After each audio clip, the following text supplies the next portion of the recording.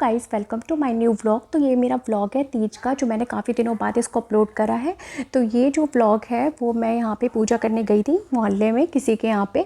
सो वहाँ का व्लॉग है। तो ये हमारी पूजा ख़त्म हो गई थी, तब का ये मैंने क्लिप यहाँ पे एडिट की है।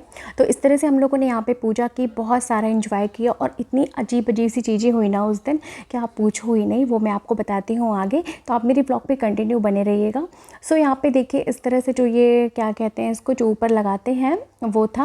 अब क्या है, रात में मैंने जो ये रात का वीडियो है जो मैंने मेहंदी लगाई थी अपने हाथों पे, मैं अपने हाथ से मेहंदी लगाई थी। तो ऑब्वियसली राइट हैंड से लगाई तो लेफ़्ट हैंड में ही लग पाई थी, क्योंकि मैं एक ही हाथ से मेहंदी लगा पाई थी।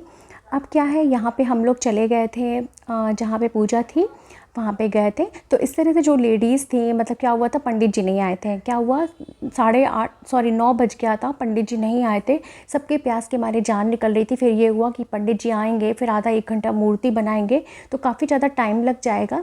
तो इसीलिए एक लेडीज़ थी वहाँ पे, तो उन्होंने सोचा चलो मैं ही मूर्ति बना देती हूँ, तो ये टाइम बच जाएगा। जब पंडित जी आएंगे बस हम लोग डायरेक्ट पूजा करना स्टार्ट कर देंगे। मतलब आप यकीन नहीं करोगे, ऐसा लग रहा था जैसे वो कोई आर्टिस्ट हैं। इतनी अच्छी से, इतनी सफाई से उन्होंने मूर्ति बनाई थी कि आप पूछो ही नहीं। मतलब लग ही नहीं रहा था कि वो मूर्ति बना रही है, ऐसा लग रहा था वो हमेशा मूर्ति बनाती रहती हैं। तो उन्होंने पार्वती जी, कुबेर, कार्तिक, मतलब शंकर जी की जितनी भी पूरा परिवार होता है वो बनाया जाता है। कैसे, उन्हें कहते हैं कुटुंब। तो वो पूरा परिवार बनाते हैं। तो इस तरह से उन्होंने पार्वती जी को तो ऐसे बना दिया कि मतलब हमें लगा ही नहीं कि बना क्या रही हैं। पहले तो हमने सोचा कि यार ये बना ही नहीं पाएंगी, पता नहीं क्या बना रही हैं। लेकिन फिर जब उन्होंने बाद में मूर्ति ख़त्म हुआ बनाना, तब हम लोगों ने सोचा ही नहीं था कि मतलब इतनी अच्छी मूर्ति बन के तैयार होगी।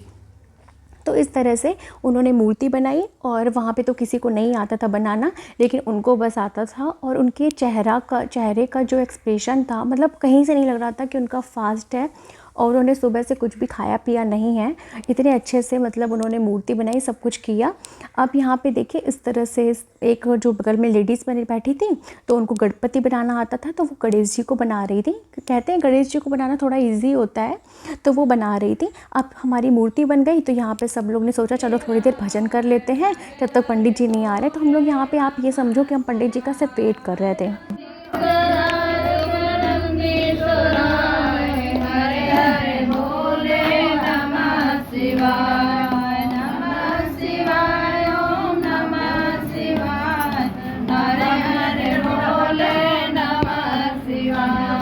इस तरह से बनी थी हमारा शिवलिंग। हमारा पूरा जो कुटुंब होता है शंकर जी का, वो पूरा हम लोग का इस तरह से बना था।